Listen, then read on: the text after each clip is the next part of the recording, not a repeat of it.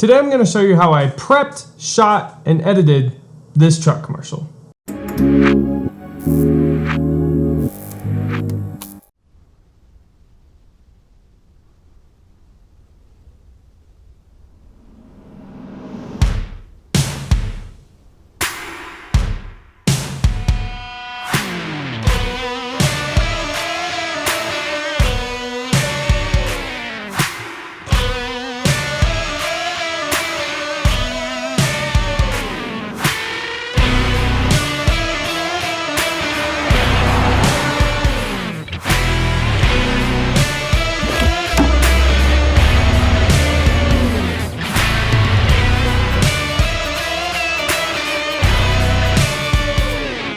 So believe it or not, that truck commercial was planned and shot in a couple of days. I partnered up with Brady Marketing to shoot a 30-second truck commercial for a local dealership. Shout out to my team, first of all. They were amazing, and their social medias will be linked down below, as well as Brady Marketing's if you're interested to work with them. So here is a shot list and storyboard of how that truck commercial was planned. It's pretty basic. And pro tip, if you think you can't draw, just go on Google and find the pictures of the stuff that you want your scene to look like, drag them onto the storyboard, and that can give you a really good visual for your set once you get on there. Also, personally, I like to print out my storyboards. I guess you can also just have it on an iPad, but having it on a bigger area to look at can help you just have a lot more workflow when you're on set. You can cross things off, you can see it better, and if it's on your phone, it's kind of small, it's hard to read, and you're like pinching things all the time. It's annoying, you know? So having a bigger screen is really helpful.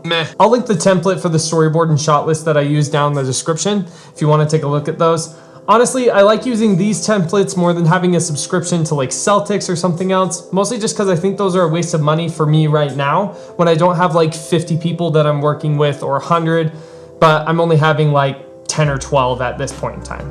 But if you are in that situation where you have a bigger production, maybe having a subscription base where you can work with other people is a little more helpful. For this commercial, I kind of had a new experience. Got to work with a drone operator. His name is John Thomas. His Instagram is linked below if you want to work with him. He's a fantastic drone operator, and as far as cinematographer to drone operator communication, he was awesome. It flowed fantastic. I've only flown a drone a couple of times, so I only had a couple of pointers to give or even take. And honestly, it was just a fun work experience to have. So if you want somebody that's gonna be reliable and get great quality footage for you, you can go and look at his Instagram down below and get in contact with him because he is fantastic. Awesome guy. I just switched stools, so now it's not squeaking. The first shot in the storyboard was my biggest worry. I knew it was gonna take a lot of time, mostly probably gonna take like 10 takes or something like that. And I just knew that we needed to get it out of the way first of all. Just the timing of the truck coming into the frame and everything with the drone, I didn't know how that was gonna flow well. And well, I just wanted to get it done. In the end, it took 6 takes.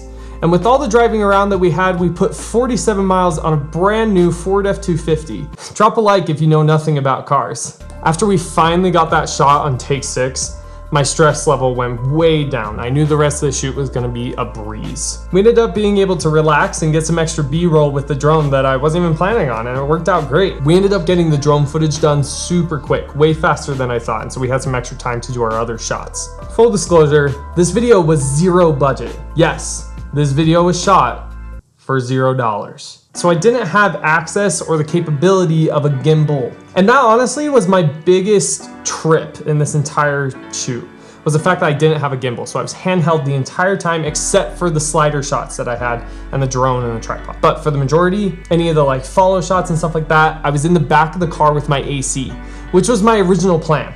I just wanted to be in the back of the car, handheld, and I was gonna get as close to the ground as possible while my AC was pulling focus and looking at the monitor next to me. I got really worried because we were going kind of fast, and I was just worried that my $6,000 camera setup was gonna slip out of my hand and it was gonna be gone and my career was gonna be over. Well, I ended up propping it on my knee to give myself a little extra support, and that kind of gave me a headache in post because I ended up putting a lot of warp stabilizer on it that I wasn't planning on. Pro tip, if you don't have a stabilizer, warp stabilizer can be a great asset for you if you're using Premiere.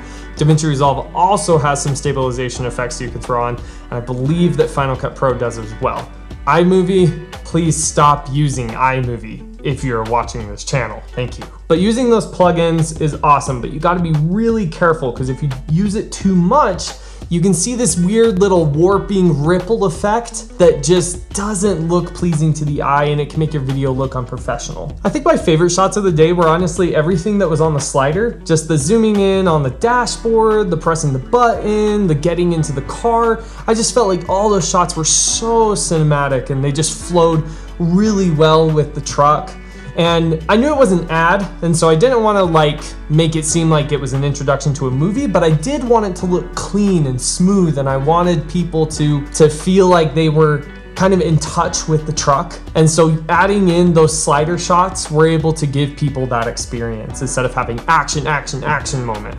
It was just kind of like the slow down second where people can just breathe from the action and realize and take in the quality of the truck. And so when you're doing advertising, you want to make sure that you are highlighting every single part of the product, whatever the product is. You want to highlight the best parts of it.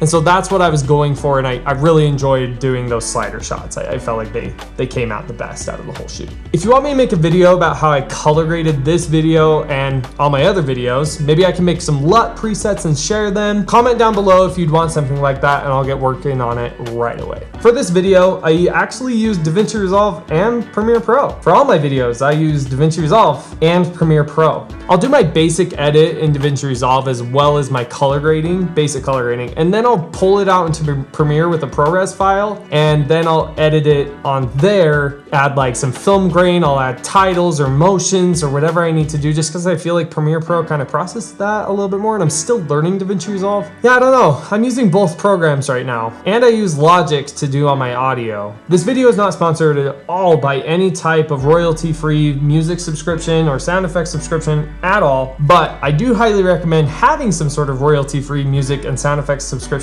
because without the sounds in this video, I feel like it wouldn't have been as powerful as it was.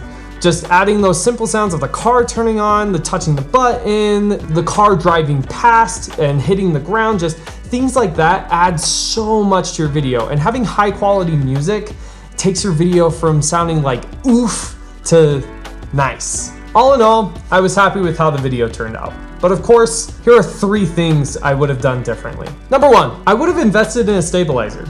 I know it was a 0 budget project, but honestly, putting our entire budget into a stabilizer, even if it would have been going over budget a little bit, would have been worth it. Just without that stabilizer, I felt like I just didn't have as much control as I would have wanted. Any type of exterior shot of the truck just didn't go as smooth as I was hoping for because of the fact that we didn't have a stabilizer on set.